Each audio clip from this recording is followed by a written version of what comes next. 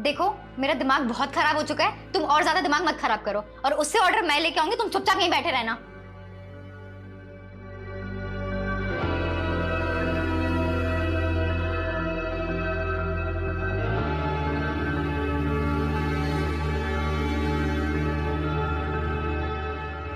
इसने हद कर दी यार, इसको मैं बताऊंगी।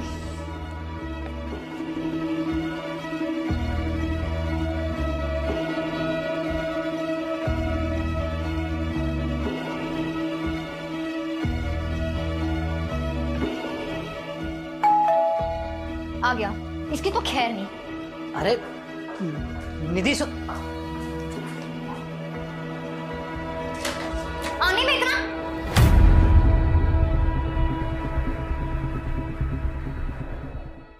मैडम आप बाहर।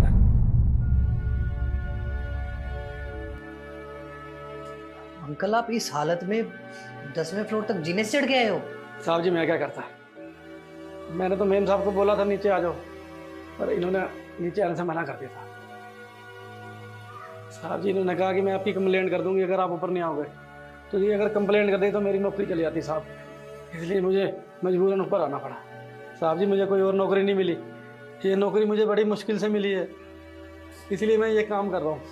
और इसी नौकरी से साहब मेरा पूरा परिवार चल रहा है। साहब जी आप देख रहे हैं मेरा पैर खराब है और इसकी वजह से मुझे कोई नौकरी पे रखता नहीं है। अगर किसी ने एक भी कंप्लेंट कर दी ना साहब, मेरी नौकरी चली जाएगी। साहब जी मैं जैसे तैसे करके आपका ऑर्डर लेके आऊँ, थोड़ा सा लेट हो गया साहब, मैं इसी काम से अपने परिवार को पाल रहा हूँ।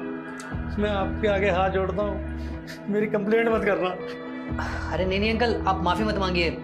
माफ़ी तो हमें आपसे मांगनी चाहिए, हमें नहीं पता था आपकी ये हालत है। अगर आप मुझे फ़ोन पे बता देते ना तो हम खुद आ जाते नीचे ऑर्डर लेने के लिए। कोई बात नहीं साहब, मुझे आदत है। वो क्या है ना, विकलांग होने की वजह से मैं कहीं पर भी टाइम से नहीं पहुंच पाता।